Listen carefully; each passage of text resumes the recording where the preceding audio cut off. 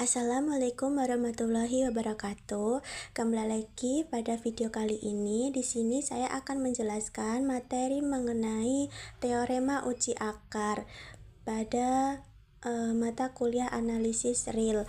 Nah, di sini nanti akan dijelaskan apa itu definisi teorema uji akar, lalu rumusnya apa, dan juga contoh soal beserta penyelesaiannya juga. Nah, di sini yang pertama itu adalah definisi teorema uji akar.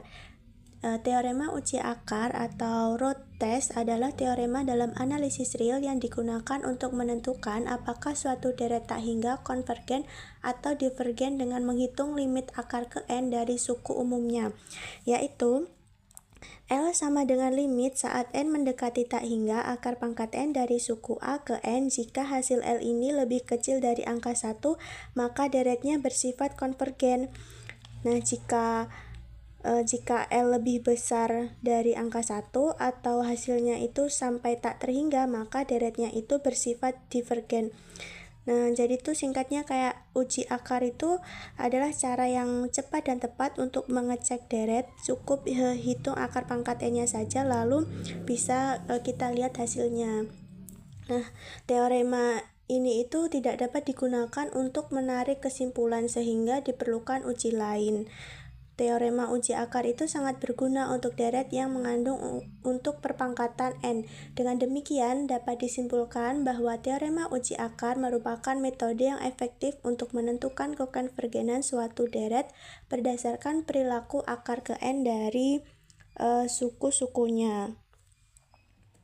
Nah, selanjutnya di sini misalkan ada sebuah deret yaitu jumlah mulai dari n sama dengan 1 sampai tak hingga dari suku A ke n, di mana nilai setiap suku A ke n itu lebih besar atau sama dengan 0. Nah, kita hitung nilai L-nya yaitu limit saat n mendekati tak hingga dari akar pangkat n dari suku A ke n, asalkan nilai limit itu bisa didapatkan atau jika limit itu tersebut ada.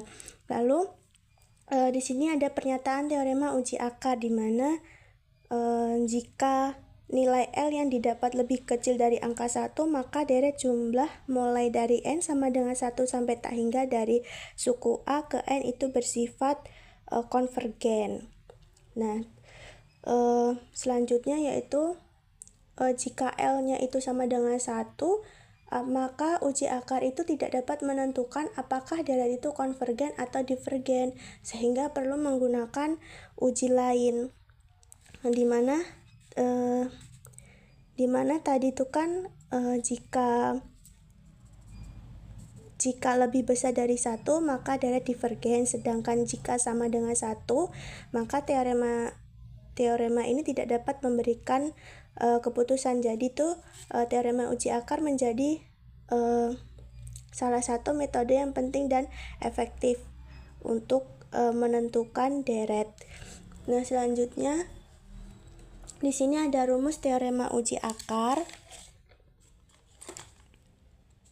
Di sini untuk deret yang jumlahnya tidak berhenti dan semua nilainya positif, yaitu jumlah mulai dari n sama dengan 1 sampai tak hingga dari suku U ke n. Nah, kita hitung nilai limitnya ya teman-teman, dimana L sama dengan limit saat n mendekati tak hingga akar pangkat n dari suku U ke n. Bentuk ini sama juga dengan limit saat n mendekati tak hingga.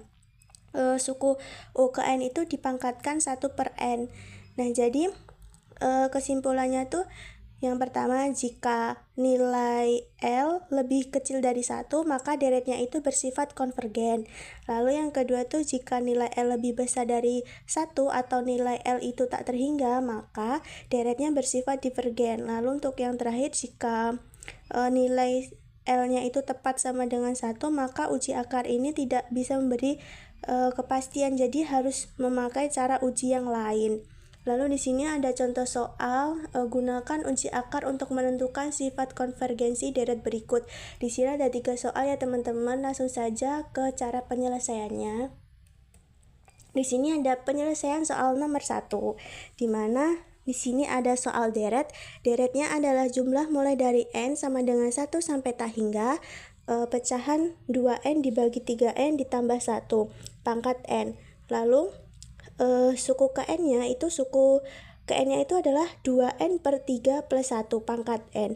Jadi maksudnya itu bagian deret yang mewakili semua sukunya. Jadi nanti kita hitung bagian ini saja ya teman-teman. Lalu untuk hitung akar pangkat n-nya, di mana akar pangkat n dari suku U ke n itu sama dengan akar pangkat n dari dari 2n dibagi 3n, lalu ditambah 1 dipangkatkan n. Hasilnya menjadi 2n dibagi 3n ditambah 1. Nah, kalau ada bilangan di pangkat n itu, terus kita ambil akar pangkat n, maka pangkat dan akarnya itu akan saling menghilangkan.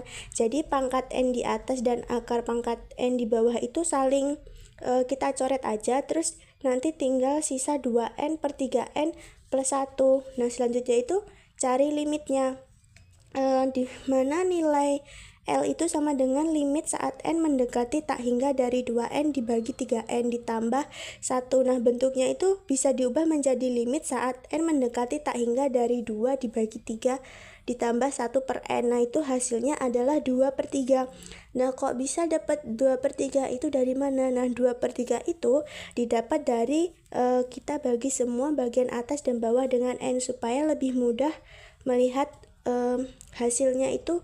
Jadi 2n per 3n plus 1 sama dengan 2n per n per 3n per n plus 1 per n sama dengan 2 per 3 plus 1 per n.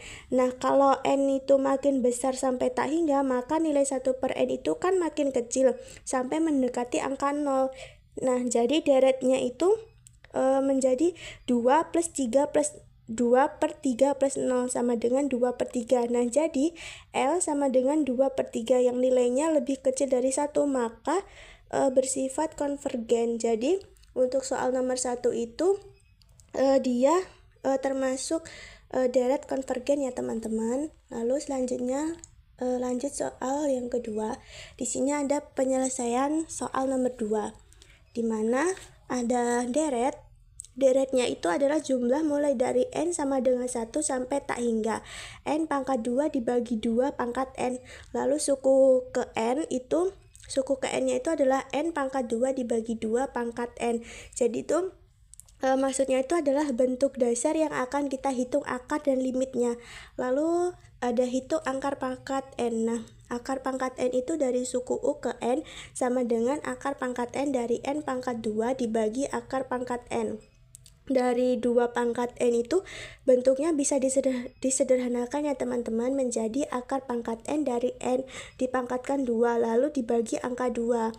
Nah, jadi tuh kayak cara hitungnya tuh kayak kita bagi perhitungan untuk bagian atas dan bagian bawah. Jadi bagian bawah itu akar pangkat n dan pangkat n-nya itu saling hilang. Jadi hasilnya tuh 2. Terus bagian atasnya itu bisa ditulis ulang menjadi akar pangkat n dari n lalu dipangkatkan 2. Nah, jadi setelah itu disederhanakan bentuknya jadi akar n dari n pangkat 2 per 2. Lalu ada limit. Ingat, di sini ada sifat limit. Jika n makin besar sampai tak hingga, maka nilai akar pangkat n dari n hasilnya itu mendekati angka 1. Nah, maksudnya itu nilai yang sudah pasti dalam matematika itu tidak perlu dihitung lagi kalau n-nya itu makin besar ya teman-teman. Akar pangkat n dari n itu akan mendekati angka 1. Maka nilai L itu sama dengan limit saat n itu mendekati tak hingga. Nah, akar pangkat n dari n itu kan dipangkatkan 2 dibagi 2. Hasilnya itu menjadi 1 pangkat 2 dibagi 2. Nah, sehingga didapatkan 1 per 2. Nah, karena nilai L itu sama dengan 1 per 2 yang nilainya lebih kecil dari 1, maka deret ini bersifat konvergen. Jadi untuk soal nomor 2 itu dia termasuk deret konvergen ya teman-teman. Lalu lanjut ke penyelesaian soal nomor 3 atau soal yang terakhir. Nah, di sini untuk soal nomor 3 itu deretnya adalah jumlah mulai dari n sama dengan 1 sampai tak hingga 1 ditambah 1 per n dipangkatkan n pangkat 2. Lalu untuk suku ke n-nya itu adalah 1 ditambah 1 per n dipangkatkan n pangkat 2. Lalu hitung akarnya.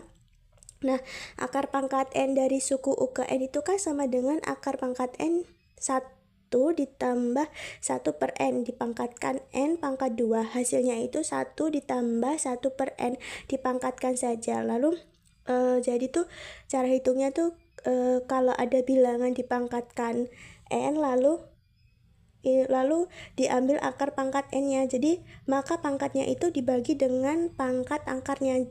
Kayak n pangkat 2 per n sama dengan n. Jadi pangkatnya itu berubah dari n pangkat 2 menjadi cukup n saja gitu, teman-teman. Jadi itu mengapa bentuknya itu berubah menjadi 1 plus 1 per n pangkat n. Nah, seperti itu ya, teman-teman.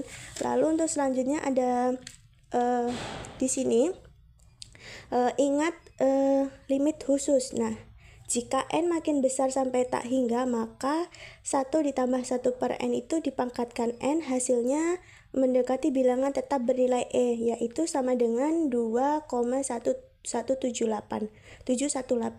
Nah, kenapa kok di sini hasilnya 2,718? Nah, karena nilai tetap khusus dalam matematika itu kan disebut dengan e atau disebut dengan bilangan Euler, yaitu nilainya sudah pasti, teman-teman. Jadi tidak perlu dihitung satu persatu. Kalau n makin besar, hasilnya akan mendekati angka 2,71828. Nah, itu kan bisa disingkat jadi 2,718. Jadi nilai L itu sama dengan bilangan e. Kira-kira itu bernilai 2,718. Nah, karena nilai L itu lebih besar dari angka 1 atau nilai L lebih dari 1, maka deret ini bersifat divergen. Jadi untuk soal yang nomor 3 itu dia termasuk deret divergen ya, teman-teman. Jadi untuk ketiga soal tadi itu, untuk soal yang pertama dia itu termasuk deret konvergen. Lalu untuk soal yang kedua itu termasuk deret konvergen juga. Lalu untuk soal yang nomor 3 itu dia termasuk deret divergen ya, teman-teman. Nah, itu tadi penjelasan mengenai materi teorema uji akar analisis real, seperti definisi, terus contoh soal dan juga cara penyelesaiannya. Semoga video ini bisa bermanfaat. Saya akhiri. Wassalamualaikum warahmatullahi wabarakatuh.